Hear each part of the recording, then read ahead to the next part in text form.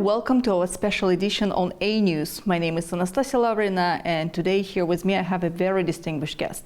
Joining me now is Mr. Vladimir Norov, former Minister of Foreign Affairs of Uzbekistan. Warm welcome to our studio. Thank you. Thank you. Thank you so much. So 3 last days, 12 Global Baku Forum, brought together so many participants from all around the globe to discuss the challenges and opportunities. A lot of panel discussions, starting from green agenda, then AI, and many other issues which people are thinking where we are moving forward. Therefore, let me start with a question about the key outcomes you can mention from these 3 days event. Yeah, thank you. Thank you for question. You are rightly that this forum, Global Baku Forum, which I am here from 13 till 15 March, it is on the agenda of rethinking world order and changing challenges to opportunities. I think it is very timely agenda and very carefully prepared the program of this forum.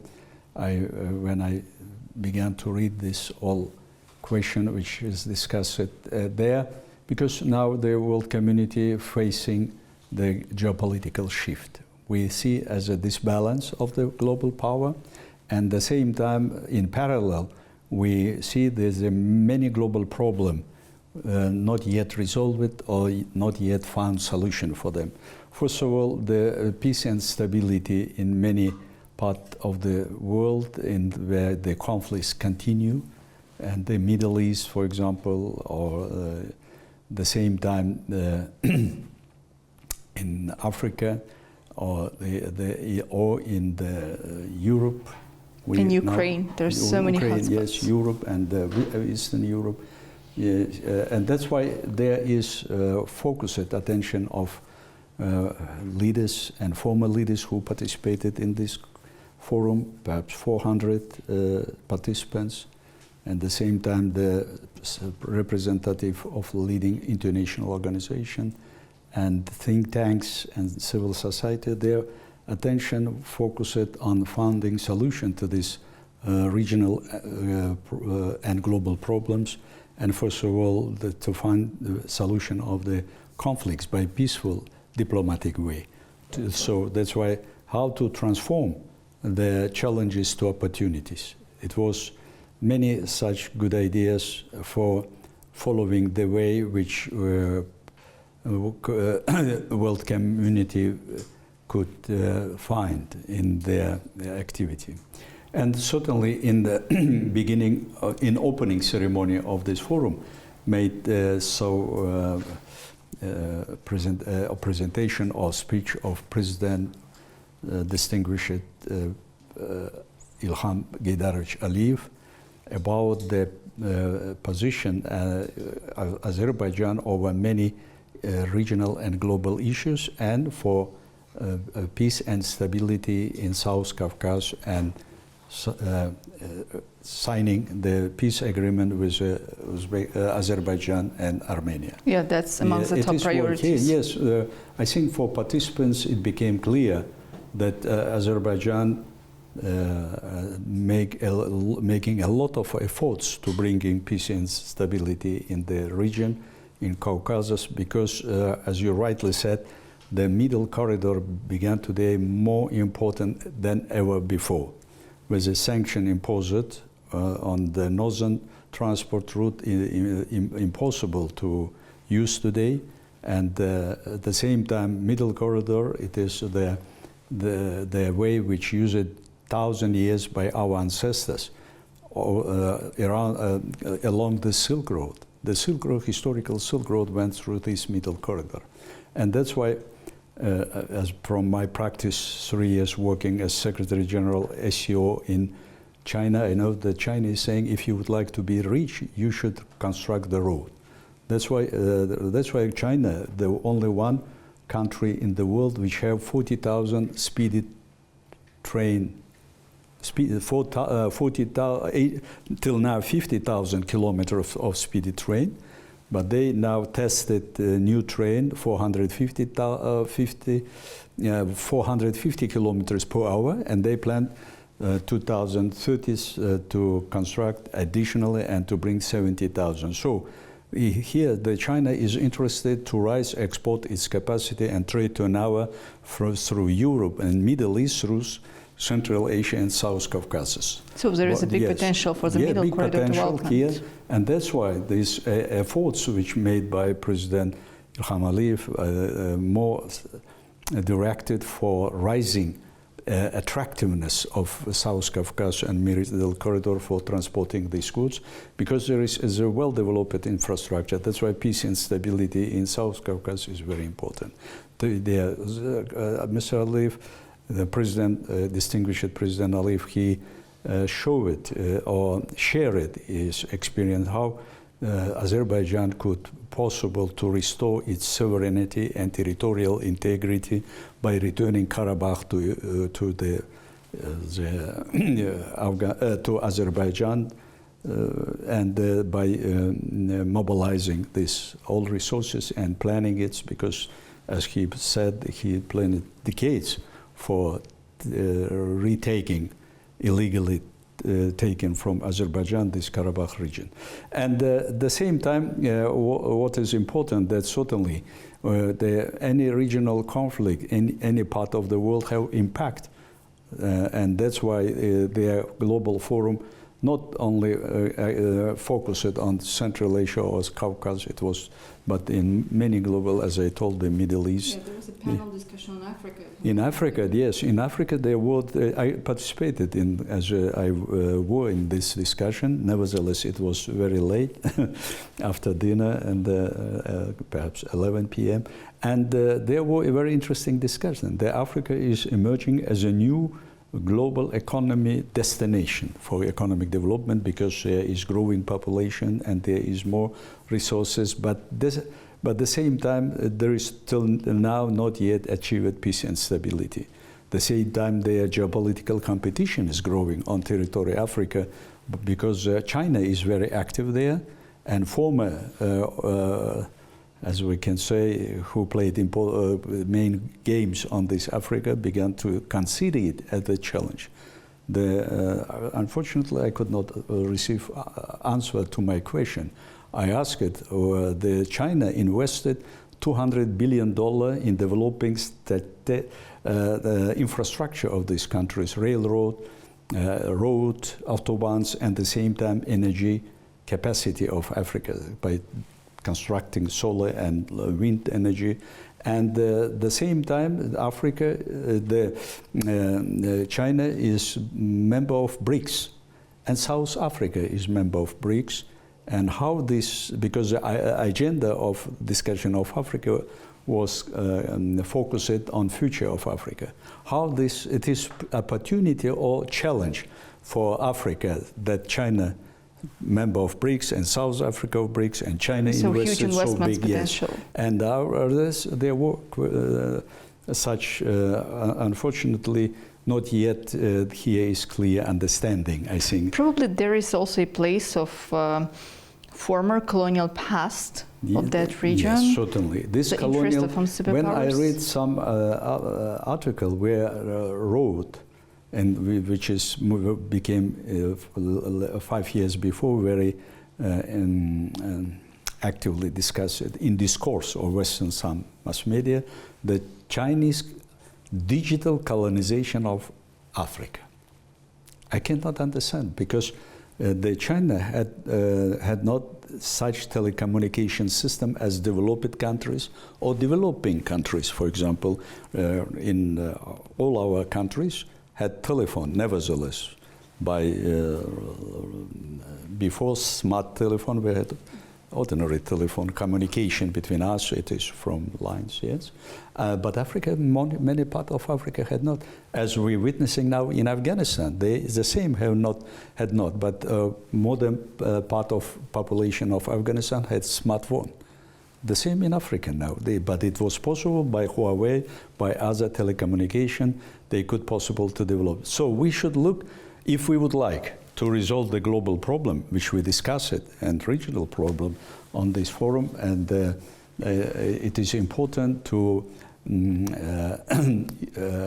join all efforts, potential of all countries, big and small, developed and developing countries. So there should be not ideological approach to resolving, because we see this, as I hear at first, it is from Mr. Macron, when in 2019 in Shanghai there was a forum and exhibition, import exhibition, China organized it there, and their forum in parallel opening ceremony, and Mr. Macron, he first among Western leaders said the world economic development shifting from west to the south, south, yes. And they are the main locomotive of such developing, certainly today is China with big its economy. And in the same time, here is Japan, Korea, traditionally they previously tigers of Asia, as they name it, yeah. And at the same time, India economy is growing. Vietnam is, which suffered in the war time, but nevertheless today, the GDP of this country more than $400 billion. It is very impressive, and that's why here should be dialogue, and that's why I focus it on dialogue. Dialogue, it should be on all levels, on regional and global levels, and the focus of this dialogue was directed first of all for obtaining peace and stability through diplomacy, through dialogue, and at the same time to make possible to all parts of the world to obtain sustainable development. And what said Mr. Aliyev, Ilham Geydarovich, when in opening ceremony, that when Azerbaijan made initiative for COP29, there was some attempt to diminish its role or not allow to many countries to participate in this. Why there was some discourse which is gas country proposing, like Canada, for example. Their COP28. Yes, that's why Azerbaijan take responsibility for organizing this COP29, because understand how it will dangerous for world this climate change, and there should be found solution to this problem by combining efforts, and first of all to obtain the justice in this process, because global south is less developed and more devastated. At the same time, when Mr. Aliyev, President Aliyev proposing this initiative, and Azerbaijan take big responsibility for organizing the COP29, and it showed its success, because a lot of efforts was used, and at the same time the agenda was very rightly and timely. For example, for Central Asian countries, we faced this in beginning 60s problem with the reducing water of RLC, and now this disappeared RLC, and a population of our country every day facing negative impact of this. Because on the bottom of RLC there are 5 million hectares of salted desert, and by wind every year 100,000 tons rising up and covering Central Asian mountain areas till Japan's it is going, and Tianshan there ice on Tianshan and Pamir, two mountains from where coming water to two big rivers, Amudarya and Sirdarya in Central Asia, which is supplying our countries by fresh water for drinking and for agriculture. Now they reduce it because melting of ice. That's why there is some now is concern rising in Caspian region too, with the reducing water of Caspia.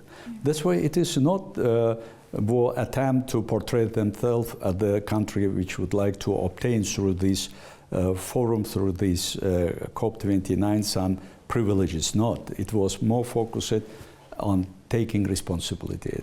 Azerbaijan showed that this country, maybe not so big as other countries in the West or in some part of the world, but they take responsibility because the leadership of Azerbaijan understand how it is important to find solution for climate change. And for example, on framework of this COP29, the leaders of Uzbekistan, Kazakhstan, and Azerbaijan signed agreement for transporting green energy to the Europe.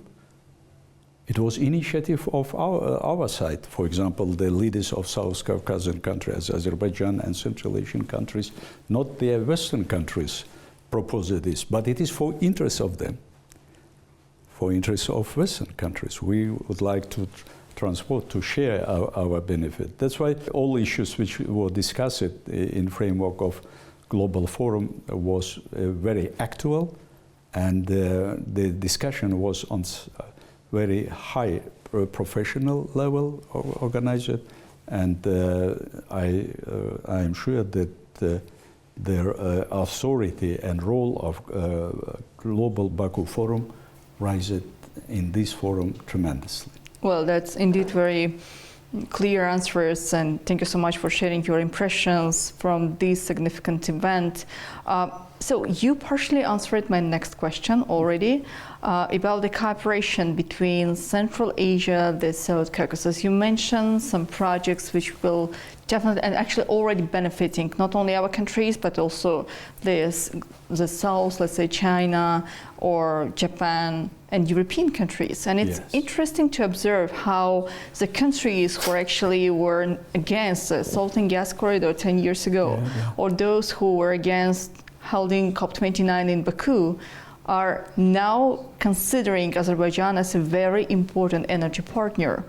Doesn't matter whether you are talking about fossil fuels or about green energy for the future. You rightly mentioned the agreement which were signed between our countries and the COP29. So for the future, what do you see as the key opportunities for stronger cooperation between the two regions when it comes to trade, security, and let's say infrastructure development in the case of Middle Corridor, as you already mentioned? Thank you. Thank you. It is very important joining efforts of Central Asia and South Asia. If we look to the history of our regions played important role in developing human civilization. For example, working 30 years in diplomacy, many part of them I spent it in Europe, but at the same time in China, I try to educate my partners that algorithm, it is not Latin words.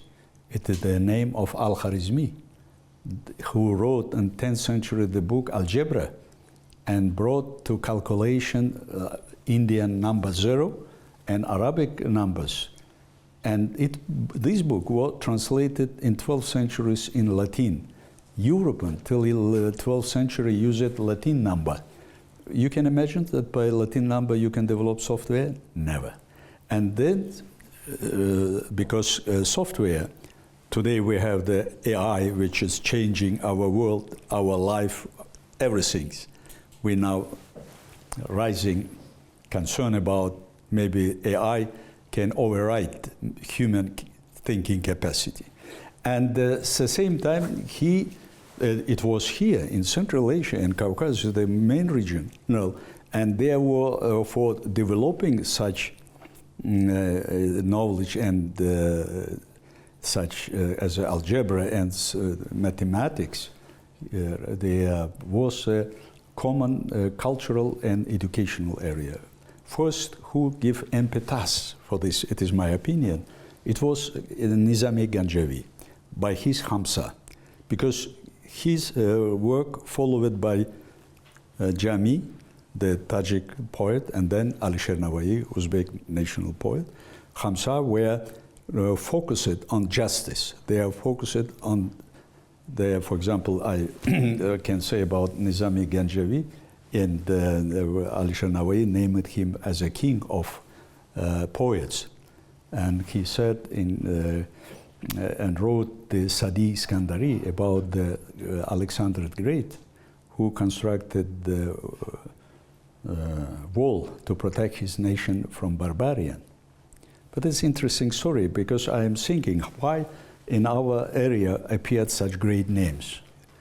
Nizami Ganjavi, for example, as a great poet, who gave impetus for developing education, culture, because we are in school time now, the Nizami Ganjavi, in Uzbekistan. We are now Layli, Majnun, Khosrow, Shirin, and this was, that's why I think that it was common, such cultural and educational common area in this time. That's why Jami or Alisher Nawai could possible to, on the base of Ganjavi, Nizami Ganjavi, literature to develop their own vision on these important issues.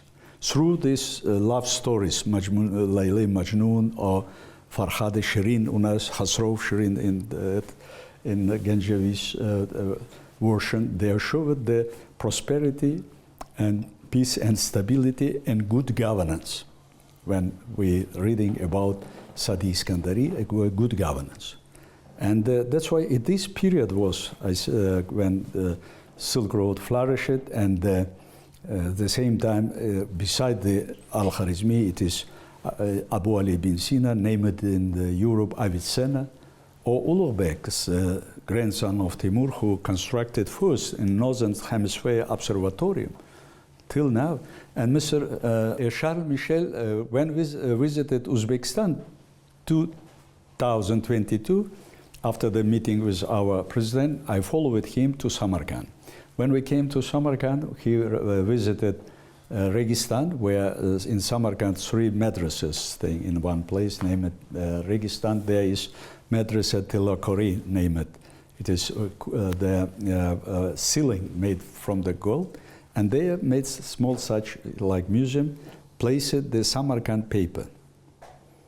Samarkand paper played the role of internet as today, because it was time when Arab Caliphate came to us, brought the Quran written on skin of animal. There were not paper in Europe or in Middle East. Anywhere they used papyrus or stones of camels or wood in some places, or clay, but not papier. And first papier came from China. It is story certainly interesting with this Tang dynasty of Chinese, Tang dynasty time. This papier played important role because the knowledge began spreading here very fastly. And there was time then in Caliphate, in Baghdad, many Greek scientists, philosopher book began to translate in Arabic language. Many of them translated by Jewish people because they know the Greek language and Arabic language. And these books, when came to our region, it spread it fastly because Arabic language became in this time as a lingua franca language and language of science.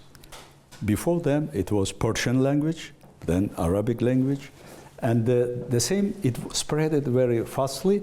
And Avicenna wrote the first his comment on book of Aristotle. It was great time when knowledge played important role. As today, people potential playing important role for developing any country. Education became the main. If you're reading the Ganjavi or Alisher Nawai, all of them focusing on this important issue, the education. And that's why this route, if we're looking to this Silk Road, the traders was not Chinese. It was interesting. I found myself, Chinese, our people went to China, take the goods and sell it because they know logistic, they know languages, and they now can take the risk. It is important till now. And because Chinese opened this Fergana Valley, Central Asia, 2,200 years in Han Dynasty, when Emperor sent Jiang Zhen to go to Fergana Valley to buy their horses, because they thought their horses have the wing.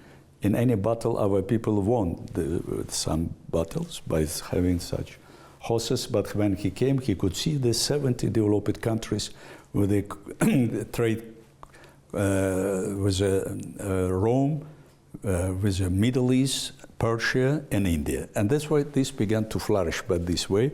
And the South Caucasus, in this time, the territory of South Caucasus played the same important role for transporting. That's why here, Caravanserai, as in Bukhara, Caravanserai, the same here was Caravanserai. the name of caravanserai in Baku, Bukhara. It is evidence that they were interconnected. Connectivity was so strong that named Bukhara this trade route at the caravanserai. That's why when we're talking of today, certainly after the Soviet, in time of Soviet empire time, in Soviet, there all our contact with foreign world was cut it. There were not any opportunity to go to our natural partners from one side. From other side, but important role played certainly opening in 14th, 15th centuries sea road. When I worked in the Brussels as a Benelux countries as ambassador, in Holland too, in Amsterdam, they have the Museum of City. In 12th century, it was a small village. And this time, our cities in our regions flourished and became the center of economic development, science, culture, education. And that's why it contributed towards civilization in this time. And that's why here is more important to should be focused on the way that whether today we're coming back, reviving this Silk Road, not only by constructing the railroad, but at the same time by developing alternative solar energy, because now is trains, more transforming trains to electro energy by this train. And if, as in Silk Road time, camel, you spend money only for buying camel, because camel could feed themselves. People could not survive, but camel could survive.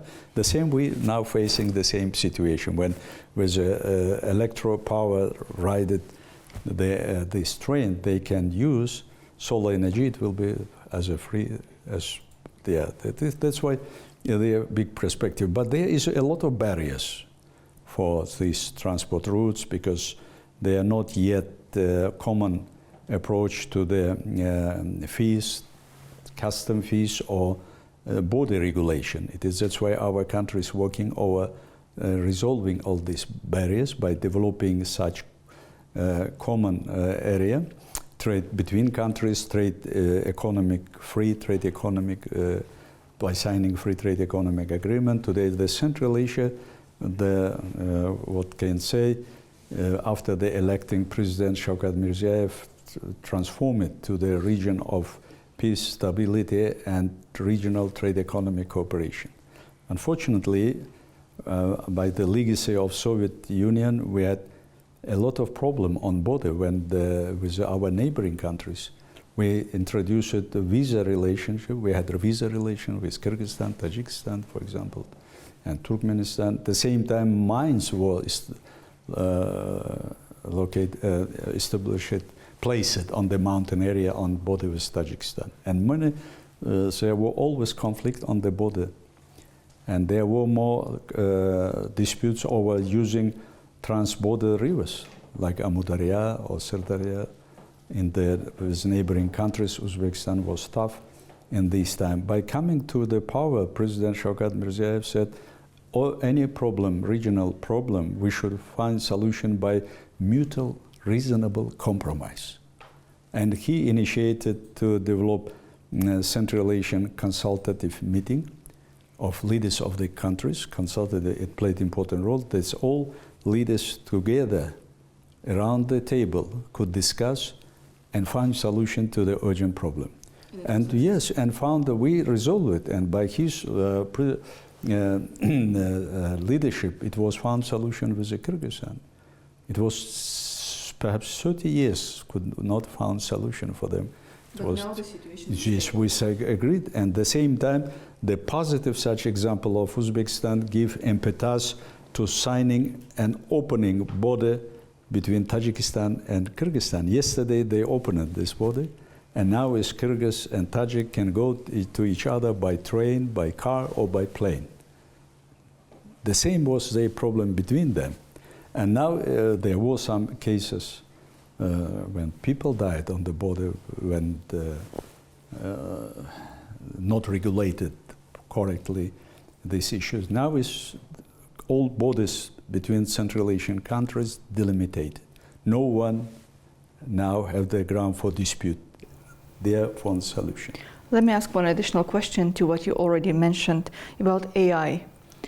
If I'm not mistaken, you participated in a very interesting discussion of the future of AI, how it contributes to the development, the challenges it has. So how is Uzbekistan integrated AI and digital transformation to its governance and economy? Even when it comes to security issues, I guess that's a very important issue to think about. Yeah, what I can say that I am now chairman of the Central Asian Association for Artificial Intelligence. I initiated myself this association because I'm myself the teacher of mathematics, and I made first startups when I worked at the chief of criminal police in Bukhara region after visiting United States in 91.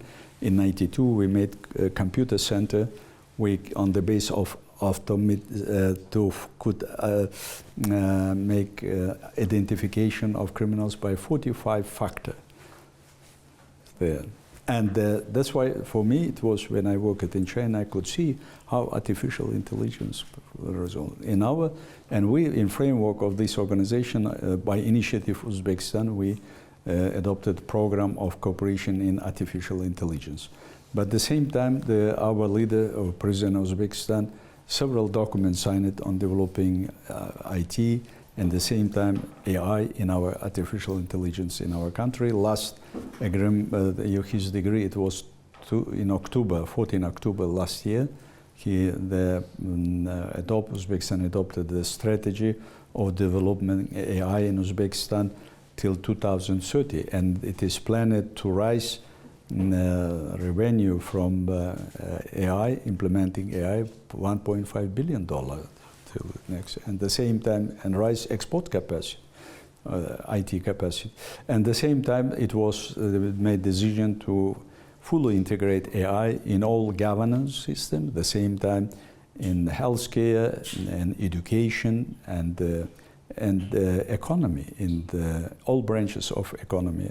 For example, smart agriculture and digital e-commerce now is developing very rapidly in our country. And financial technology, Uzbekistan now one of the leading in the region for developing financial technology in our country. And at the same time, by this program focused on opening 10 AI laboratories in our country, in universities, in some special agencies, and at the same time, the University of Information Technology and other educational universities now will focus for training AI, and 3,000 state specialists will be trained for AI. Yeah, and the $50 million special foundation established for financing and supporting startups, AI startups in our country. A lot of young talented young men and girls. What is impressive that girls is very active, and fintech, woman tech movement is developing in our countries and in the region.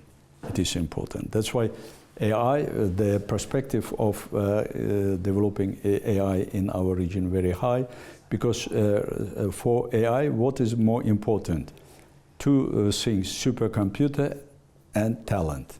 If you have not talent, your computer, it is nothing, but we have a lot of talent.